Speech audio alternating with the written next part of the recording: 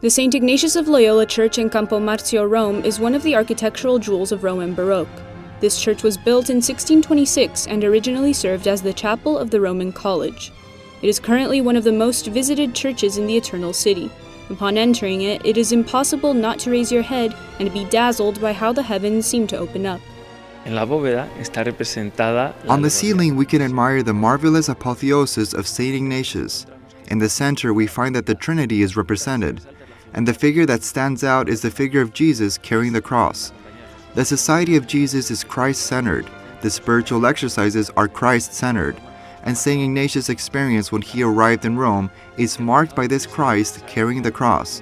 From the side of Christ comes a radiance, a ray that goes to the heart of St. Ignatius. Jesuit Andrea Pozzo shaped that ray of light to spread over the continents known at the time. It represents the figures that promoted the evangelization carried out by the Society of Jesus. Vemos como, por ejemplo, el primer rayo va. We can see how the first ray goes towards Europe, and there we find the Jesuit saints who were canonized at that time. St. Francis Borgia, St. Aloysius Gonzaga, and Stanislaus Kostka, who was a blessed at that time. They are the ones who take souls to heaven. The same thing happens in Asia, where St. Francis Xavier evangelized. The same thing happens in Africa and in the Americas. Another impressive work that one finds when entering this church is its dome, which does not exist in reality. It is only painted, and its optical illusion allows one to envision the ambitious original project, the construction of the second largest dome in Rome, after St. Peter's. Se juntaron dos problemas. El primero, Two major issues came up. The first one was economical. Covering a space this big would be very expensive, and there was a rush to consecrate the church as soon as possible.